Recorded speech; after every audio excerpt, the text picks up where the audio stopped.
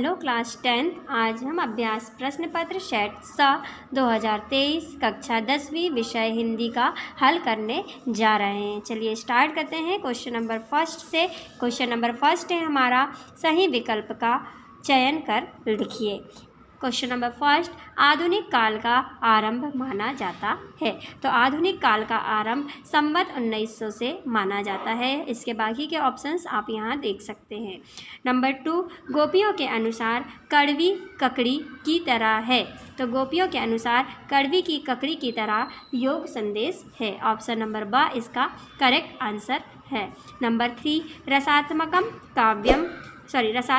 वाक्यम काव्यम परिभाषा है। रसात्मक वाक्य काव्य है, ये किसकी परिभाषा है? तो ये परिभाषा है आचार्य विश्वनाथ की। ऑप्शन नंबर अ इसका करेक्ट आंसर है।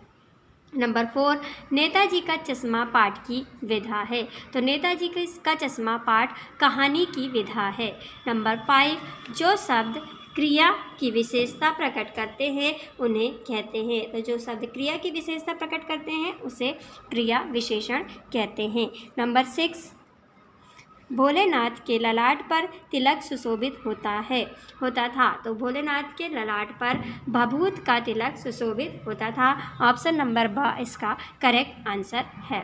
नंबर 2 क्वेश्चन नंबर 2, रिक्त स्थानों में सही शब्द का चयन कर लिखिए। तो यहाँ से आपको ब्रैकेट से सही शब्द चुनकर यहाँ फिल करना है। खालिस्तान व्यक्ति अपनी प्रशंसा स्वयं नहीं करते। तो निडर व्यक्ति अपनी प्रशंसा स्वयं नहीं करते, जिसको किसी का डर नहीं होता है। नायक के जीवन की एक घटना का पूर्णता के साथ अंकन खालिस्तान में किया जाता है। तो नायक के जीवन की एक घटना का वर्णन पूर्णता से खंड काव्य में किया जाता है। तो क्या आ जाएगा इसका आंसर? खंड काव्य। काव्य की शोभा बढ़ाने वाले तत्वों को कहते हैं। तो काव्य की शोभा बढ़ाने वाले तत्वों को अलंकार कहते हैं। नंबर 4, सच्चे साधु की पहचान उसके खालिस्तान से होती है। तो सच्चे साधु की पहचान उसके विचारों से होती है। नंबर 5, खालिस्तान समास में प्रथम पद प्रधान एवं अव्यय होता है। तो जिस पद में अव्यय होता है वो होता है अव्ययी भाव समास। नंबर 6, गंदोक का मतलब खालिस्तान है। तो गंदोक का मतलब पहाड़ है। क्या है? पहाड़ है। चलिए आगे बढ़ते हैं क्वेश्चन नंबर 3 पे। क्वेश्चन नंबर 3, सही जोड़ी बनाकर लिखिए स्तंभ आ स्तंभ बा। नंबर 1, झरना आंसू लहर, बार बार मोही लागी बुलावा, गद की प्रमुख विधा, आपका बंटी, वाच के भेद, अरि ओ करुणा प्रभामय। और इसके ऑप्शन आप दिए हुए हैं अज्ञेय, साक्षात्कार, 3 जयशंकर प्रसाद, पुनरुक्ति प्रकाश अलंकार, मन्नू भंडारी, कहानी और अनुयोक्ति अलंकार। तो झरना आंसू लहर ये है रचनाएं जयशंकर प्रसाद की। नंबर 2, बार बार मोही लागी बुलावा ये है पुनरुक्ति प्रकाश अलंकार, क्योंकि इसमें बार बार शब्द की पुनरुक्ति हो रही है। गद्य की विधाएं, तो गद्य की विधा है कहानी। आपका बंटी है मन्नू भंडारे की रचना। वाच्य के भेद, तो वाच्य के भेद होते हैं 3। अरि ओ करुणा प्रभा मय ये है अज्ञेय। ठीक है, तो यहाँ पे हमारी ये मैच कंप्लीट होती है। क्वेश्चन नंबर 4, एक वाक्य में उत्तर लिखिए। आधुनिक कबीर किसे कहा जाता है? तो आधुनिक कबीर नागार्जुन को कहा जाता है। रस के अंगों के नाम लिखिए। तो रस के अंग हैं स्थायी भाव, संचारी भाव, अनुभाव और विभाव। ये रस के 4 भेद हैं, स्थायी भाव, संचारी भाव, अनुभाव और विभाव। चलिए आगे बढ़ते हैं। क्वेश्चन नंबर 3, काशी किसकी पाठशाला है? तो काशी संस्कृति की पाठशाला है। नंबर 4, 2 स्वरों को के आपस में मिलने पर कौन सी संधि होती है? तो 2 स्वरों के आपस में मिलने पर स्वर संधि होती है। नंबर 5, जो मीठी वाणी बोलता हो वाक्यांश के लिए एक शब्द है। तो जो मीठी वाणी बोलता है उसे बोलते हैं मृदुभाषी। श्वेत पताकाएं किसका प्रतीक है? तो श्वेत पताकाएं शांति और अहिंसा का प्रतीक है। नंबर 5, सत्य असत्य कथन लिखिए। नंबर 1, संगतकार कविता मुख्य गायक का साथ देने वाले संगतकार की भूमिका के महत्व पर लिखी गई है। तो ये हमारा कथन है सत्य कथन। नंबर 2, दोहा और चौपाई मात्रिक छंद है, तो ये कथन भी हमारा सत्य कथन है। नंबर 3, संस्कृति पाठ व्यंग विधा में लिखा गया है, ये कथन है असत्य। लोक प्लस उक्ति से मिलाकर लोकोक्ति शब्द बना है, यह कथन है हमारा सत्य कथन। माता का अंचल पाठ की रचनाकार मधु कंकरिया है, यह कथन है असत्य। हिरोशिमा कविता अज्ञेय ने हवाई जहाज में बैठकर लिखी है, यह कथन है असत्य। क्वेश्चन नंबर 6, प्रगतिवाद की कोई 2 विशेषताएं प्रवृत्ति या लिखिए।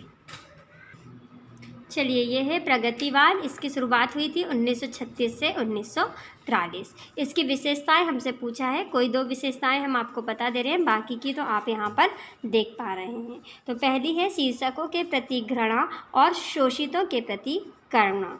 प्रगतिवाद की मुख्य विशेषता है पूंजीवादी व्यवस्था शोषण को जन्म देती है, सामाजिक विषमता को पैदा करती है, अतएव शोषकों का अंत होना चाहिए। नंबर 2 है यथार्थ का चित्रण। यथार्थ का चित्रण करना प्रगतिवादी साहित्य का ध्येय रहा है। राज्य में समाज में जो कुछ घटित हुआ है उसका साफ साफ बयान करना इसका लक्ष्य है। और इस तरीके से इसकी और भी विशेषताएं आप यहाँ पे देख लीजिए, आपको जो इजी लग रहा है आप इसे याद कर सकते हैं। चलिए बढ़ते हैं नेक्स्ट क्वेश्चन पे। इसके और में हमसे क्वेश्चन पूछा है नई कविता के कोई 2 कवियों के नाम उनकी एक एक रचना के साथ लिखिए। चलिए इसका आंसर देखते हैं। नई कविता के कवि और एवं उनकी रचनाएं, प्रमुख कवि और उनकी रचनाएं। पहले हैं दुष्यंत कुमार, उनकी रचना है साये में धूप और एक कंठ विस्पाई। नंबर 2 है नरेश मेहता, शराय की एक रात। नंबर 3 है धर्मवीर भारती और इनकी रचना है अंधायुग कनुप्रिया। नंबर 4 है गजानन माधव, मुक्तिबोध और इनकी रचनाएं हैं चांद का मुंह टेढ़ा है। और नंबर 5 है भवानी प्रसाद मिश्र और इनकी रचना है गीत फरोश। चलिए आगे बढ़ते हैं नेक्स्ट क्वेश्चन पे। क्वेश्चन नंबर 7, तुलसीदास अथवा नागार्जुन की काव्यगत विशेषताएं निम्नलिखित बिंदुओं के आधार पर लिखिए। कोई 2 रचनाएं बतानी है और भाव पक्ष बताना है। ये क्वेश्चन हमने सेट ए में क्वेश्चन नंबर 7 पे डिस्कस किया हुआ है, आप वहां से इसे पढ़ लेंगे। क्वेश्चन नंबर 8, मर्यादा ने ना लही के माध्यम से कौन सी मर्यादा ना रहने की बात कही है। चलिए इसका आंसर है गोपियों का मानना है कि प्रेम के बदले प्रेम ही दिया जाना चाहिए। श्री कृष्ण ने गोपियों के प्रेम के प्रतिदान में स्वयं न आकर और प्रेम संदेश ना भेजकर प्रेम की मर्यादा तोड़ दी है। उन्होंने प्रेम निभाने की बजाय नीरस योग संदेश भेजकर गोपियों से छल किया है। यही है मर्यादा ना लही के माध्यम से मर्यादा ना रहने की बात गोपियों ने कही है। क्वेश्चन नंबर 8 का और का क्वेश्चन है परशुराम के क्रोध करने पर लक्ष्मण ने धनुष टूट जाने के लिए कौन कौन से तर्क दिए। कोई 2 तर्क लिखिए। चलिए इसका आंसर देखते हैं। चलिए इसका आंसर है धनुष के टूट जाने में लक्ष्मण राम का दोष नहीं मानते और इसके लिए वे निम्नलिखित तर्क देते हैं। क्या तर्क देते हैं? नंबर 1, हमारे लिए तो सारे धनुष समान हैं, इसलिए इस धनुष के टूटने पर इतना क्रोध किस लिए। वो कहते हैं कि हर एक धनुष तो समान होता है, तो क्या ये धनुष टूट गया तो क्रोध नहीं करना चाहिए आपको। यह धनुष इतना अधिक पुराना होने के कारण जीर्ण शीर्ण था, इसके टूट जाने से क्या हानि है, अर्थात कोई हानि नहीं है। वो बोलते हैं कि ये धनुष बहुत पुराना था, एकदम जर्जर हो गया था, एकदम कमज़ोर हो गया था, इसलिए टूट गया और इसके टूटने पे कोई भी हानि नहीं है। तीसरा वो बोलते हैं हमने बचपन में बहुत धनुष तोड़े हैं, तब तो आपने कोई क्रोध नहीं किया, फिर इस धनुष के टूटने पर क्रोध कैसा। 4 नंबर, राम ने तो उसे हाथ भर लगाया था और यह धनुष टूट गया, राम इसे तोड़ना नहीं चाहते थे। तो ये तर्क उन्होंने दिए थे। क्वेश्चन नंबर 9, स्मृति को पाथे बनाने से कवि प्रसाद का क्या तात्पर्य है? चलिए इसका आंसर देखते हैं। इसका आंसर है कवि अपने जीवन की मधुर स्मृतियों को अपना संबल बनाता है, अपनी ताकत बनाता है अपने जीवन की मधुर स्मृतियों को। वह उन्हीं स्मृतियों के सहारे से अपना जीवन जी रहा है, अतः वह स्मृतियों को राही का पाथे मानता है। मतलब कि वो मानता है कि यही हमारे जीवन के रास्ते हैं। पाथे का मतलब होता है राह में खाने के लिए रखी गई थोड़ी सी खाद्य सामग्री। चलिए क्वेश्चन नंबर 9 के और का क्वेश्चन देखते हैं। कविता का शीर्षक उत्साह क्यों रखा गया है? चलिए इसका आंसर देखते हैं।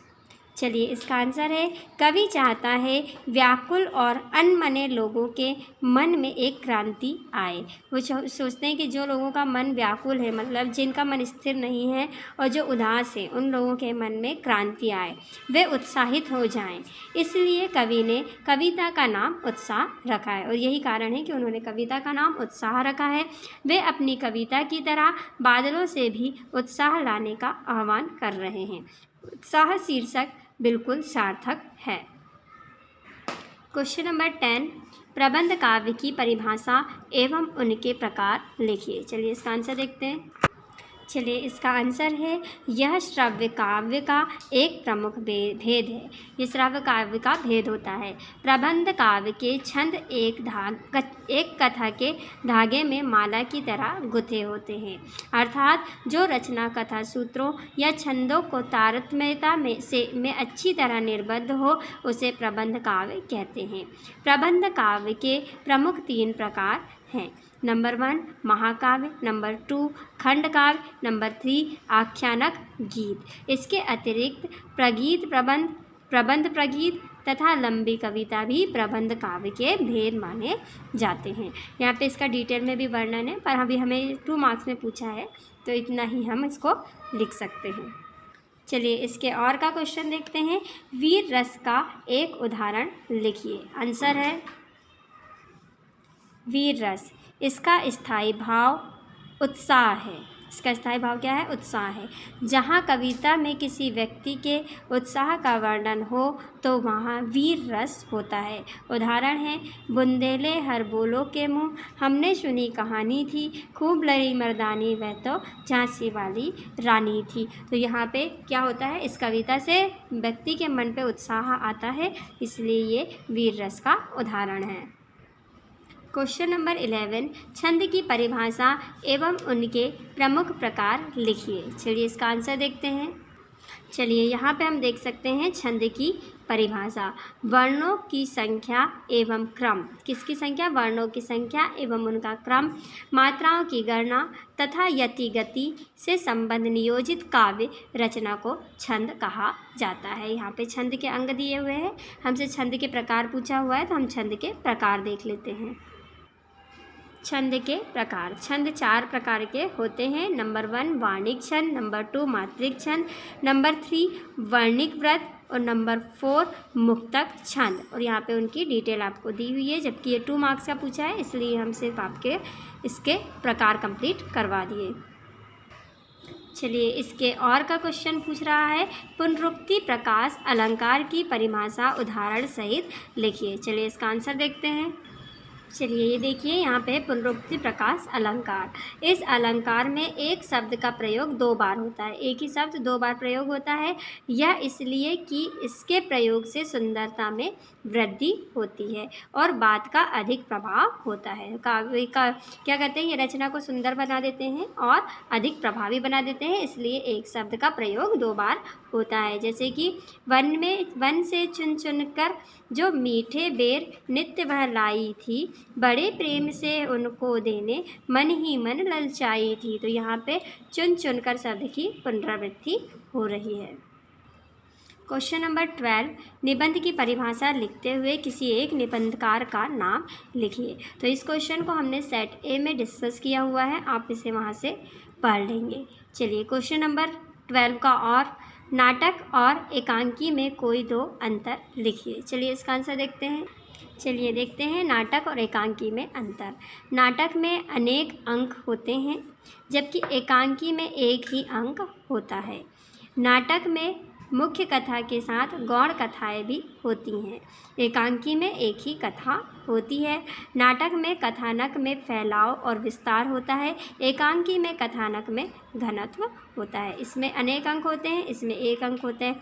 इसमें मुख्य कथा के साथ गौण कथाएं भी होती हैं, इसमें सिर्फ मुख्य कथा होती है। इसमें फैलाव और विस्तार होता है और इसमें क्या होता है, घनत्व होता है। चलिए आगे बढ़ते हैं नेक्स्ट क्वेश्चन पे।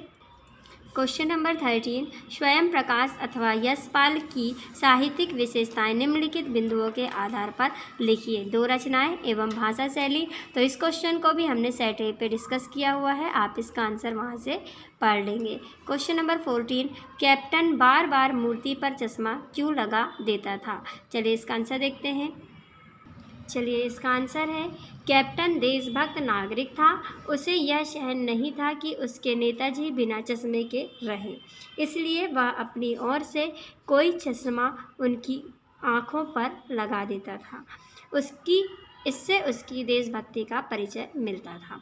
तो क्या कहते थे, ये जब भी नेताजी की आंखों से चश्मा हटा दिया जाता था तो वो क्या कहते थे, कोई भी अपना चश्मा निकाल कर लगा देते थे, क्योंकि वो एक देशभक्त थे और इस तरीके से जो वो मूर्ति पे जो है चश्मा लगाते थे तो इससे उनकी देशभक्ति की भावना का परिचय मिलता था। क्वेश्चन नंबर 14 के और में हमसे पूछा है, एक कहानी यह भी पाठ में लेखिका मन्नू भंडारी के पिता ने रसोई को भटियार खाना कहकर क्यों संबोधित किया है। चलिए इसका आंसर देखते हैं। भटियार खाने के 2 अर्थ हैं। पहला, जहाँ हमेशा भट्टी जलती रहती है, अर्थात चूल्हा चढ़ा रहता है। और नंबर 2, जहाँ बहुत शोरगुल रहता है, भटियारे का घर। कमीने और असभ्य लोगों का झमघट पाठ के संदर्भ में यह शब्द पहले अर्थ में प्रयुक्त हुआ है। रसोई घर में हमेशा खाना पकाना चलता रहता है। पिताजी अपने बच्चों को घर गृहस्थी तक सीमित नहीं रखना चाहते थे, वे उन्हें जागरूक बनाना चाहते थे। इसलिए उन्होंने रसोई घर की उपेक्षा करते हुए भटियार खाना अर्थात प्रतिभा को नष्ट करने वाला कह दिया। क्वेश्चन नंबर 15, शहनाई की दुनिया में डुमराव क्यों याद किया जाता है। डुमराव को क्यों याद किया जाता है। चलिए इसका आंसर देखते हैं। शहनाई की दुनिया में डुमराव को निम्न कारणों से याद किया जाता है। नंबर 1, डुमराव प्रसिद्ध शहनाई वादक बिस्मिल्लाह खां की जन्मभूमि है। तो डुमराव में ही बिस्मिल्लाह खां का जन्म हुआ था। नंबर 2, यहाँ सोन नदी के किनारे वह नरकट घास मिलती है। डुमराव नाम की घास मिलती है जिसकी रीढ़ का उपयोग शहनाई बजाने के लिए किया जाता है। नंबर 3, शहनाई की दुनिया में शहनाई और डुमराव एक दूसरे के बिना अधूरे बन गए। चलिए इसके और का क्वेश्चन देखते हैं। आग की खोज एक बहुत बड़ी खोज क्यों मानी जाती है। इस खोज के पीछे क्या प्रेरणा रही होगी। चलिए इसका आंसर देखते हैं। आंसर है, आवश्यकता ही आविष्कार की जननी है। जब आग का आविष्कार नहीं हुआ था तब आग की खोज मनुष्य के लिए सबसे बड़ी प्रसन्नता रही होगी। आग का महत्व और उपयोग सबसे अधिक है। अन्य बहुत से कार्यों में आग की उपयोगिता भोजन पकाने में अधिक है। ठंड से बचने के उपाय, अंधकार के भय को प्रकाश से दूर करना आदि अनेक कारण खोज के पीछे रहे होंगे। तो यही है इसकी प्रसन्नता का कारण। क्वेश्चन नंबर 16, निम्नलिखित शब्दों का संधि विच्छेद कर नाम लिखिए। पहला शब्द है उद्गम। तो उद्गम का संधि विच्छेद होता है उत प्लस गम। तो उत धन गम उद्गम होता है और इसमें संधि है व्यंजन संधि। दूसरा शब्द है निर्गुण। निर्गुण होता है नि धन गुण और यहाँ पे विसर्ग लगा हुआ है, तो यहीं से आपको समझ में आ जाता है कि इसमें कौन सी संधि होगी, विसर्ग संधि होगी। क्वेश्चन इसके और का देख लें। मुहावरे एवं लोकोक्ति में कोई 2 अंतर लिखिए। चलिए इसका आंसर देखते हैं। चलिए देखते हैं लोकोक्ति क्या होती है और मुहावरे क्या होते हैं। लोकोक्ति वाक्य होते हैं, जबकि मुहावरे वाक्यांश होते हैं, मतलब वाक्य का भाग होते हैं। नंबर 2, इसमें व्यंजनों की प्रधानता होती है और मुहावरे में क्या होता है, इसमें लक्षणा की प्रधानता होती है। इसमें व्यंजन प्रधान होते हैं और इसमें व्यंजना प्रधान होती है और इसमें लक्षणा प्रधान होती है। इनका प्रयोग किसी कथन की पुष्टि के लिए होता है और मुहावरा भाषा में सजीवता व चमत्कार लाने के लिए प्रयुक्त होता है। नंबर 4, इसके अंत में ना होना अनिवार्य नहीं है, इसके अंत में ना अनिवार्य रूप से जुड़ा रहता है। नंबर 5, लोकोक्ति लोक में प्रचलित उक्ति है जिसका संबंध अतीत के लोक जीवन से है और मुहावरा अपने ऋण अर्थ के लिए प्रसिद्ध होता है। नंबर 6, ये गद्यात्मक एवं पदात्मक होते हैं और ये सिर्फ मुहावरे जो हैं ये केवल गद्यात्मक होते हैं। क्वेश्चन नंबर 17, भोलानाथ और उसके साथियों के खेल और खेलने की सामग्री आपके खेल और खेलने की सामग्री से किस प्रकार भिन्न है। चलिए इसका आंसर देखते हैं। भोलानाथ और उसके साथियों के खेल और खेलने की सामग्री और हमारे खेल और खेलने की सामग्री में बहुत ज़्यादा भिन्नता है। कैसी भिन्नता है देखेंगे। भोलानाथ और उसके साथी प्रकृति के सानिध्य में रहकर स्वतंत्र वातावरण में गली मोहल्ले, खेत खलियान, बगीचे, नदियों, तालाब में प्राकृतिक व अनुपयोगी वस्तुओं को ही खिलौना का स्वरूप देकर खेलते थे। खेल के माध्यम से ही व्यवहार कुशलता और संस्कृति को आत्मसात कर लेते थे। ऐसे खेल सुरक्षित और जीवनोपयोगी साबित होते थे। मतलब वो क्या करते थे, नदी तालाब ऐसे प्राकृतिक चीज़ों का जो है उनके बीच में ही अपना खेल खेलते थे और अनुपयोगी वस्तुओं को ही खिलौने बनाते थे। जबकि क्या है, वर्तमान में ज़माना बदल जाने से खिलौने लकड़ी, प्लास्टिक, धातु की होती है। कालांतर में इलेक्ट्रॉनिक खिलौने और इंटरनेट के खेल आ गए हैं जो पालकों को हिंसात्मक गतिविधियों की ओर ले जा रहा है। असुरक्षित खेल और खिलौनों से कई बार बच्चों को जख्मी होना पड़ता है, कभी जान से भी हाथ धोना पड़ता है। तो इस तरीके से जो आपके लेखक थे भोलानाथ, जो आपकी कविता थी उसमें जो भोलानाथ थे उसके और हमारे खेलों पे अंतर है। चलिए इसके और का क्वेश्चन देखते हैं। गंतोक को मेहनतकश बादशाहों का शहर क्यों कहा गया है। तो इस क्वेश्चन का आंसर हमने सेट ए पे डिस्कस किया हुआ है, वहाँ से आप इसका आंसर देख लेंगे। चलिए क्वेश्चन नंबर 18 देखते हैं। निम्नलिखित काव्यांश का संदर्भ प्रसंग सहित भावार्थ लिखिए। तो ये आपको काव्यांश दिया हुआ है, चलिए इसका अर्थ हम देखते हैं। तो यहाँ पे हमसे पूछा है, मन की मन ही मांझ रही, कहिए जाई कौन पे ऊधो, नाही परत कही, अवधि आधार आस अवन की, तन मन बिथा सही, अब इन जोग संदेशनी, सुनी सुनी बिरहनी बिरह दही। चलिए तो संदर्भ देखते हैं। संदर्भ है प्रस्तुत पद हमारी पाठ्यपुस्तक के पद पाठ से अवतरित है। इसके रचयिता सूरदास हैं। चलिए इसका प्रसंग देखते हैं। प्रसंग है, कृष्ण के विरह में व्याकुल गोपियाँ उद्धव के योग के उपदेश को सुनकर दुखी होती हैं और मन मसोस कर चुप रह जाती हैं। उनकी वही व्यवस्था इस पद में प्रकट हुई है। तो मतलब यहाँ पे गोपियों की व्यवस्था को प्रकट किया गया है। इसकी व्याख्या है, श्री कृष्ण से प्रेम का संदेश पाने की आशा में रह रही गोपियों को जब उद्धव ने योग का उपदेश दिया तो वे खिन्न होकर कहने लगी। तो जब प्रेम संदेश लेकर आए, ठीक है, श्री कृष्ण से प्रेम का संदेश पाने की आशा थी गोपियों को, लेकिन जब उद्धव आए तो उन्होंने क्या किया, उन्हें योग का ज्ञान देना शुरू कर दिया।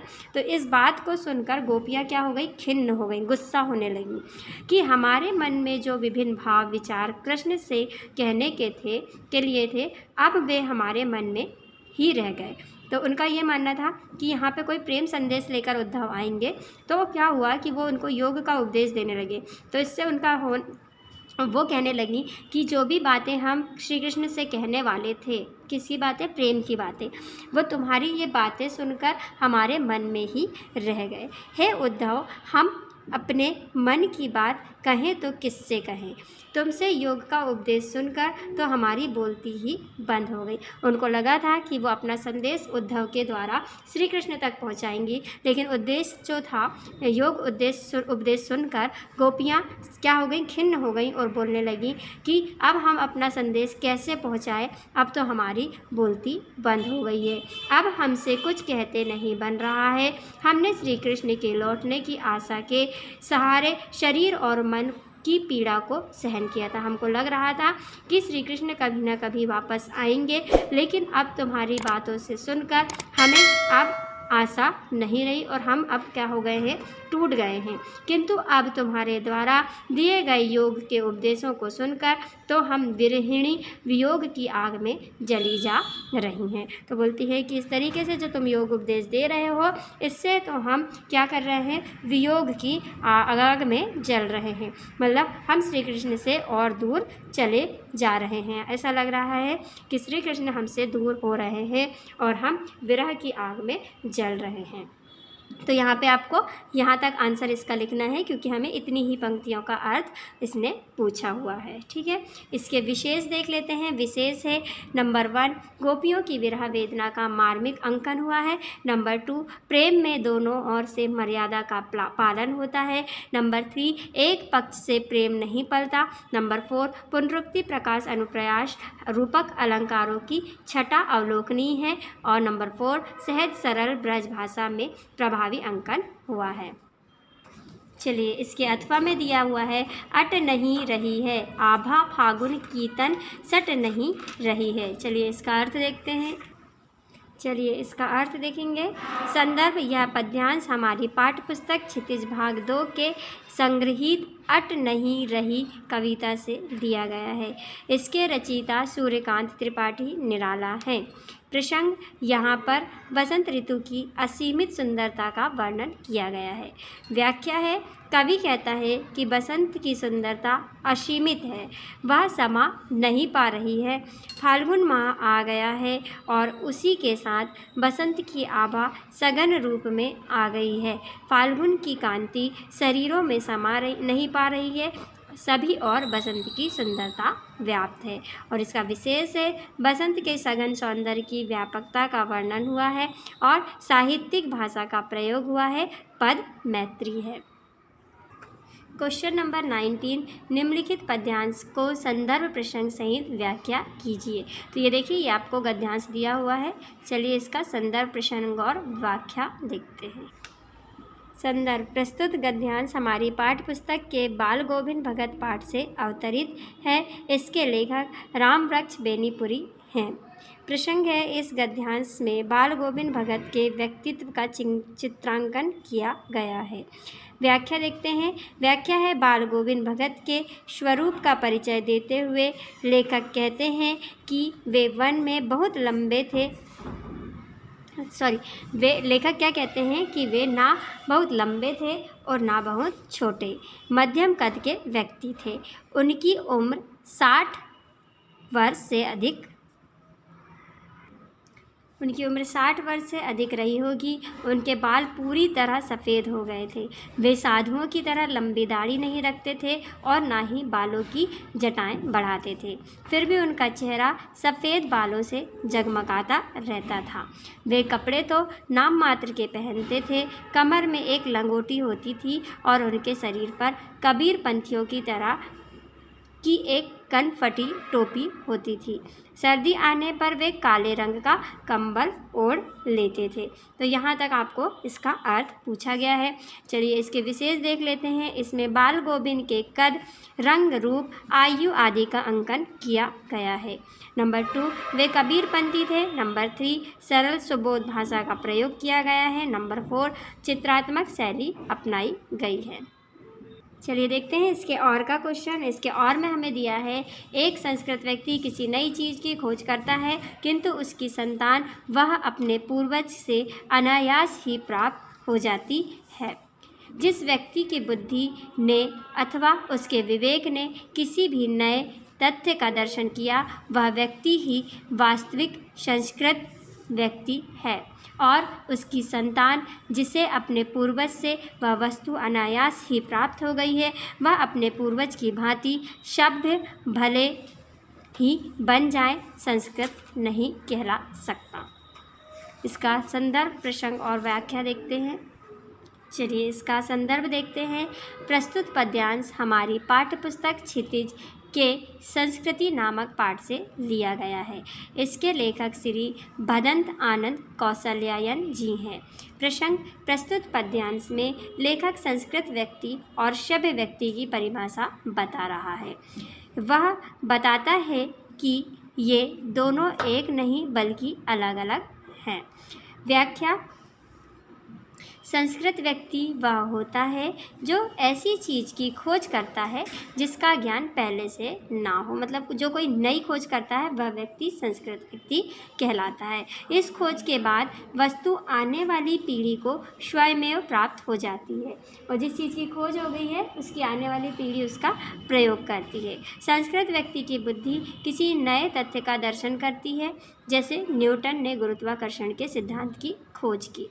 जैसे न्यूटन के पहले गुरुत्वाकर्षण का किसी को पता नहीं था, ठीक है। जैसे न्यूटन ने गुरुत्वाकर्षण की खोज की तो वो है संस्कृत व्यक्ति। अब इस न्यूटन के गुरुत्वाकर्षण के सिद्धांत का प्रयोग बाकी के सारे लोग कर रहे हैं तो वो एक संस्कृत व्यक्ति नहीं है, वो क्या है, एक सभ्य व्यक्ति की तरह है। एक संस्कृत व्यक्ति किसी नई और अज्ञात चीज़ की खोज करता है, जबकि सभ्य व्यक्ति उन नई खोजों का उपयोग करता है। तो जो खोजों का उपयोग करते हैं वो होते हैं सभ्य व्यक्ति। विशेष नंबर 1, बिना किसी प्रयत्न के खोज प्राप्त करने वाले की संतान को संस्कृत नहीं कह सकते, उसे सभ्य कह सकते हैं। क्या नंबर 2, क्या आविष्कार करने वाला ही संस्कृत हो सकता है? नंबर 3, साहित्यिक खड़ी बोली का प्रयोग किया गया है। नंबर 4, विचारात्मक शैली को अपनाया गया है। क्वेश्चन नंबर 20, मेरे प्रिय शिक्षक विषय पर एक अनुच्छेद लिखिए। तो आपको क्या करना है, इस क्वेश्चन को खुद से ही हल करना है। इसमें आपको अपने जो फेवरेट टीचर हैं उनके बारे में एक पैराग्राफ लिखना है। इसके और का क्वेश्चन है, वार्षिक परीक्षा की तैयारी पर दो मित्रों के मध्य संवाद लिखिए। चलिए इसका आंसर देखते हैं। दो मित्रों के बीच परीक्षा की तैयारी पर संवाद। मोहन और सुरेश दो मित्र हैं, इनके बीच का संवाद यहाँ पे आपको बता रहा है। मित्र, तुम्हारा गणित का पाठ्यक्रम कहाँ तक पहुँचा? तो सुरेश बोलता है लगभग पूर्ण होने को है। मोहन, अभी कितने अध्याय बाकी हैं? सुरेश, 3। मोहन, पाठ्यक्रम हल करते समय कौन सी सावधानी रखते हैं? सुरेश बताता है निरंतर अभ्यास एवं ध्यान को एकाग्रचित करना। मोहन, इसके करने से लाभ क्या है? तो सुरेश बोलता है काम समय से पूरा होता है। मोहन और सुरेश परीक्षा में अच्छे अंक लेकर उत्तीर्ण हो सकते हैं। पिछले वर्ष इसी कारण 82% अंक प्राप्त हुए थे। तो ये संवाद जो है ये आपको एक एग्जाम्पल के लिए दिया है, इसको आप अपने हिसाब से भी लिख सकते हैं। क्वेश्चन नंबर 21, निम्नलिखित अपठित काव्यांश अथवा गद्यांश को पढ़कर पूछे गए प्रश्नों के उत्तर लिखिए। वीरों का कैसा हो बसंत, आ रही हिमालय से पुकार, है उदती गरजता बार बार, प्राची पश्चिम भूनभ आपार, सब पूछ रहे हैं दिग्दिगंत, वीरों का कैसा हो बसंत। तो इस कविता में क्या हो जाएगा आपका, इसका शीर्षक लिखना है। इसका शीर्षक हो जाएगा वीरों का बसंत। सेकेंड है, वीरों के बसंत के बारे में कौन कौन प्रश्न पूछ रहा है? तो वीरों के बसंत के बारे में धरती, आकाश, दिशाएं, ये सब पूछ रही हैं वीरों के बसंत के बारे में। तो आपका आंसर हो जाएगा वीरों के बसंत के बारे में धरती, आकाश और दिशाएं पूछ रही हैं। उपर्युक्त काव्यांश का भावार्थ लिखिए। तो उपयुक्त काव्यांश का अर्थ है कि वह पूछ रहा है कि वीरों का बसंत कैसा होना चाहिए। तो बता रहा है कि ये कहाँ से पुकार आ रही है, ये हिमालय से पुकार आ रही है, क्योंकि जो वीर पुरुष हैं वो हमेशा क्या होते हैं, सेनाओं पे और सरहदों पे डटे रहते हैं। उनको किसी भी मौसम का या किसी भी ऋतु का कोई प्रभाव नहीं पड़ता है। तो वहाँ से हिमालय में डटे हुए हमारे वीरों से पूछा जा रहा है, वीरों के लिए पूछा जा रहा है कि उनका बसंत कैसा होना चाहिए। ऐसी पुकार हिमालय से आ रही है, सागरों से आ रही है, उदती गरजता बार बार सागरों से भी आवाज़ आ रही है। प्राची पश्चिम भूनभ आपार, धरती से आकाश से आवाज़ आ रही, चारों दिशाएं पूछ रही हैं, सब पूछ रहे दिग दिगंत वीरों का कैसा हो बसंत। हर कोई पूछ रहा है कि वीरों का बसंत कैसा होना चाहिए। चलिए इसके और का क्वेश्चन देखते हैं। पूर्व और नूतन का जहाँ मेल होता है, मतलब कि जहाँ पे प्राचीनता को मतलब पुरानी चीज़ों को नई चीज़ों से जोड़ा जाता है, वहाँ वही उच्च संस्कृति की उपजाऊ भूमि होती है। मतलब कि जहाँ पे नवीनता को स्वीकार करने के लिए प्राचीनता को नकारा नहीं जाता है, ऐसी ही संस्कृति उपजाऊ भूमि है, ऐसी ही संस्कृति आगे बढ़ती है। मनुष्यों के चरित्र मनुष्यों के कारण स्वयं मनुष्यों द्वारा, मतलब जो मनुष्य का चरित्र है वो अपने उसके खुद के कारण मनुष्यों द्वारा ही निश्चित किया जाता है। वो खुद का चरित्र खुद ही निश्चित करता है। हमें दुराग्रहों से मुक्त होकर ही प्रत्येक वस्तु को कसौटी पर कस कर देखना चाहिए। हमें बुरे आचरणों को छोड़ना चाहिए और अपने आप को उसकी कसौटी पे कसना चाहिए। कर्म से भयभीत व्यक्ति केवल विचारों की उलझन में फंस जाता है। जो व्यक्ति कर्म नहीं करना चाहता है वो सिर्फ सोचते रह जाता है और उसको किसी भी प्रकार की सफलता नहीं मिलती है। वह जीवन की किसी नई पद्धति या संस्कृति को जन्म नहीं दे पाता है, क्योंकि जो व्यक्ति काम करने से डरता है, प्रयास करने से डरता है, वो कभी कोई नई खोज नहीं कर सकता या किसी नई चीज़ को नहीं जान सकता। इसलिए पूर्वकालीन संस्कृति के जो निर्माणकारी तत्व हैं उन्हें लेकर हम कर्म में लगें और नई वस्तु का निर्माण करें। तो हमें अपनी प्राचीन चीज़ों को, पुरानी चीज़ों को, पुरानी संस्कृति को भूलना नहीं है, उसी को आधार मानकर नई संस्कृति का, नए तत्वों का निर्माण करना है। तो उपयुक्त गद्यांश का शीर्षक लिखिए। तो इस गद्यांश का शीर्षक होता है प्राचीन से नई संस्कृति। प्राचीन से नई संस्कृति, या फिर आप अपने हिसाब से भी इसका नाम लिख सकते हैं। उच्च संस्कृति की उपजाऊ भूमि कौन सी है? तो उच्च संस्कृति की उपजाऊ भूमि पूर्व और नूतन का मेल है। उच्च संस्कृति की उपजाऊ भूमि पूर्व और नूतन का मेल है, और सारांश मैंने अभी आपको बताया। चलिए क्वेश्चन नंबर 22। क्वेश्चन नंबर 22 पे है, अपने विद्यालय के प्राचार्य को बुक बैंक से पुस्तकें प्राप्त करने हेतु आवेदन पत्र लिखिए। चलिए इसका आंसर देखते हैं। ये एक औपचारिक पत्र है, तो यहाँ पे लिखेंगे हम सेवा में। प्रचार को लिखना है, इसलिए श्रीमान प्रधानाचार्य, शासकीय उच्चतर माध्यमिक विद्यालय, जो भी आपके विद्यालय का नाम है आप यहाँ लिख सकते हैं। महोदय, निवेदन है कि मैं आपके विद्यालय में कक्षा 11A का छात्र हूँ। आप जिस कक्षा के छात्र हैं आप उस कक्षा का नाम लिख सकते हैं। मैंने प्रारंभ से ही इस विद्यालय में अध्ययन किया है। मैं अपनी कक्षाओं में प्रथम स्थान प्राप्त करता हूँ। गत वर्ष मैंने सेकेंडरी की परीक्षा 80% अंकों से के साथ प्रथम श्रेणी में उत्तीर्ण की है, मतलब 10वीं की, और जनपद में मेरा प्रथम स्थान रहा है। मेरे पिताजी एक साधारण किसान हैं जिनकी आय सीमित है, अतः आपसे प्रार्थना है कि मुझे विद्यालय के बुक बैंक से पुस्तकें प्रदान कर अनुग्रहित करें। आपकी अति कृपा होगी। दिनांक आपका आज्ञाकारी शिष्य, उसमें आपका नाम रहेगा और आपकी कक्षा रहेगी। तो इस तरीके से आप इसका पैटर्न ध्यान रखेंगे कि आपको किस तरीके से सेवा में लिखना है, उसके नीचे आपका ये रहेगा। तो इसमें जो इसका सीक्वेंस रहता है ना, वो बहुत इम्पोर्टेंट होता है। चलिए इसके और का क्वेश्चन देखते हैं। प्रतिदिन योग करने के लाभ बताते हुए अपने छोटे भाई को पत्र लिखिए। चलिए इसका आंसर देखते हैं। चलिए ये इसका आंसर है, परीक्षा भवन, शालीमार बाग, दिल्ली। दिनांक जो इजी आपको एड्रेस लगे आप इसमें लिख सकते हैं। प्रिय अनुज, मतलब कि छोटे को अनुज बोलते हैं। सस्नेह प्यार। आगे लिखेंगे, मैं यहाँ सकुशल हूँ, आशा करती हूँ कि तुम भी सकुशल होंगे। मुझे माँ से पता चला कि तुम अपने परीक्षा की तैयारी अच्छे से कर रहे हो, लेकिन पढ़ाई के साथ साथ सेहत का ध्यान रखना भी बहुत ज़रूरी है, इसलिए पत्र लिख रहा हूँ। मैं तुम्हारे आलसी स्वभाव के बारे में भली भांति परिचित भली भांति परिचित हूँ। सवेरे देर से उठने वाले तुम नहीं जानते हो कि प्रातः भ्रमण योग एवं प्राणायाम का क्या महत्व है। स्वास्थ्य ही धन है, सबसे बड़ा सुख निरोगी काया है। ये कहावत केवल सुनने के लिए नहीं अपितु जीवन में उतारने की है। शरीर को स्वस्थ रखने के लिए योग और प्राणायाम रामबाण का कार्य करते हैं। प्रातः उठकर स्वच्छ हवा में घूमो, नित्य क्रिया करके योग आसन और प्राणायाम करके रोग भगाओ और स्वस्थ रहो। स्वस्थ शरीर में ही स्वस्थ मस्तिष्क का वास होता है। मुझे पूर्ण विश्वास है कि तुम मेरी बात पर जरूर ध्यान दोगे, इससे मिलने वाले लाभ का अनुभव स्वयं करोगे।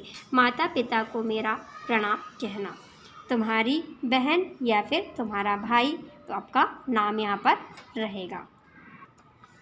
Question number 23। तो क्वेश्चन नंबर 23 पे हमें दिया हुआ है, निम्नलिखित में से किसी एक विषय पर रूपरेखा सहित सारगर्भित निबंध लिखिए।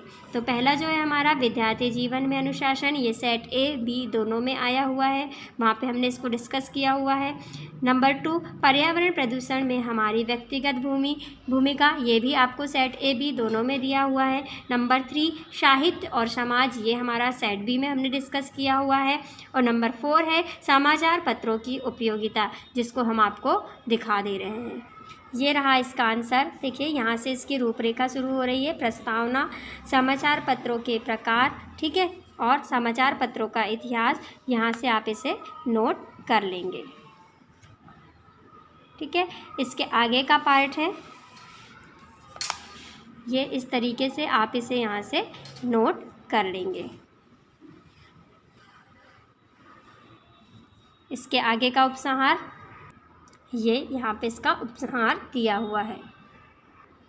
एंड नंबर 5 में हमें दिया हुआ है जल संरक्षण, जो कि सेट ए पे हमने आपको डिस्कस करके बता दिया है। तो यहाँ पे हमारा सेट सी पूरा सॉल्व होता है। Thank you.